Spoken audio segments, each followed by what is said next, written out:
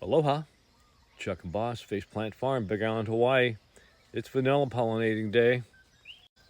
We've got quite a few flowers this morning, and we're going to go through the whole process of how we pollinate our vanilla. So before we get started, we've got to get a special tool, and that special tool grows on a tree out here. Kind of a cloudy day here at the farm. And here's the tree. This is a Sorrento lemon tree from Sorrento, Italy. How it got here is kind of an interesting story for another time. But let me show you something unique about this tree that helps with vanilla. This tree's got some of the longest spines you'll ever see. Those things are a couple inches long, and they work perfect for vanilla pollination. So we're going to clip a few of those guys. Now we only need one, but I always pick a few because they're kind of tasty, actually. You put them in your mouth when you're out pollinating and kind of chew on the back end, and you get a lovely lemony flavor. All right, let's go put on our hands-free gizmo that we got from the TikTok shop and see if we can pollinate some flowers. Ready, boss? Let's go, buddy. He's ready to get started. Come on, those are my toes. Let me be. So before we jump in and start pollinating, let's take a minute and take a look and see how these flower clusters are assembled. You can see how the blossoms come off of a central stem that is kind of in a circular pattern. Some of them are on top and some of them are on the bottom.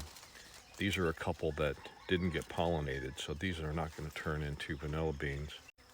Now here at Faceplant, we generally only pollinate the bottom blossoms. The reason is those bottom ones are not going to have that telltale hook that you see on most vanilla beans, because they're just going to hang straight down. And when the beans hang straight down, they're larger.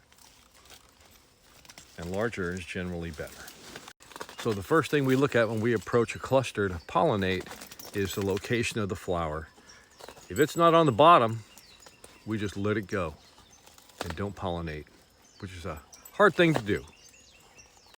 All right, so we've got our tools. We've got our hands-free gizmo from the TikTok shop. This is harder than it looks because I'm looking at the screen and not the flower. Oh my. But here's how I approach a flower. Determine it's pretty much on the bottom.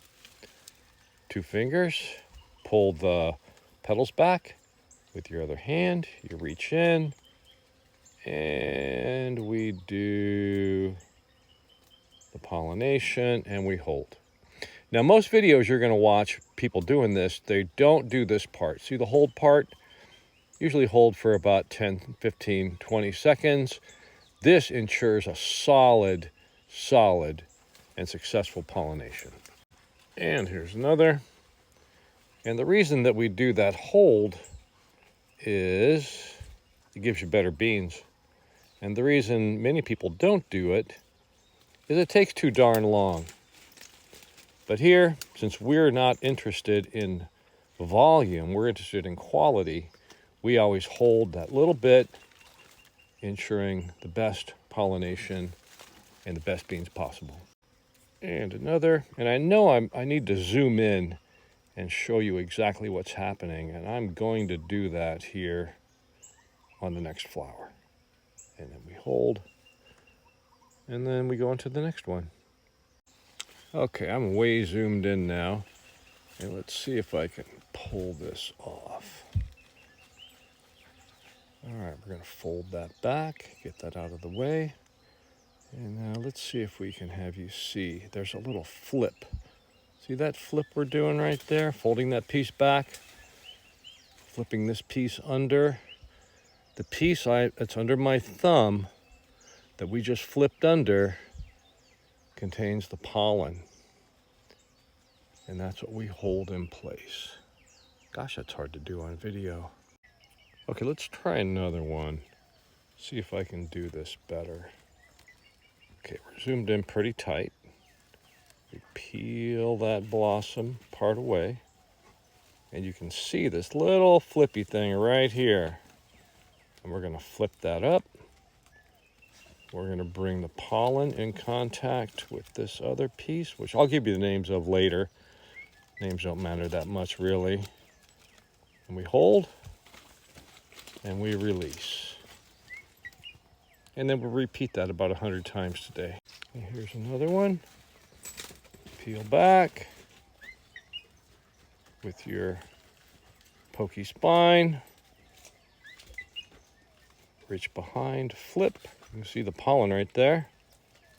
And put these two pieces together. Hold. And release. And one more from a slightly different angle here. And we fold these back. Pull this down. Go under. Flip. And hold.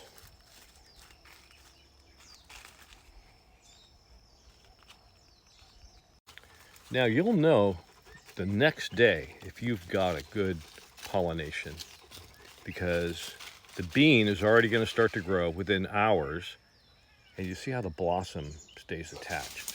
If you don't have a good pollination, or if you just didn't pollinate, you see here how the blossom fell off, and in a couple days this unpollinated bean is going to fall off as well. Now here's an example of two successful pollinations. See how those are at the bottom of the cluster? And you also might notice that there's a ton of flowers left on here. Now we're not going to pollinate all these. We generally only pollinate 5 to 6. And then when we're done, we'll just pop these blossoms off. There's no need for the plant to put the time and energy into creating vanilla beans that we're never going to get pollinated.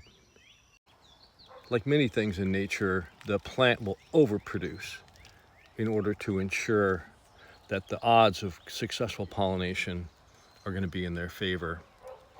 But once we pollinate, like I say, 5 to 6 of these, we are not going to have the plant put the time and energy into the rest of these blossoms. We're going to pop those off. So let's do one last pollination before calling it a day. I'm trying to do this while watching the video. Oh, that was good. And fold in and hold. That's surprisingly challenging watching this on video and not using my eyes right on the flower. Alrighty, so we have a lot more flowers to pollinate today, so we're going to get started. But I'll get a little better with this handheld thing, hands-free thing. And I'll give you guys a few more tips over the next couple of days as we continue to pollinate. Thanks for watching. Boss Man says, how's it? Oh, yeah, and don't forget about Bun Bun. Have a good day, folks. Thanks for watching again.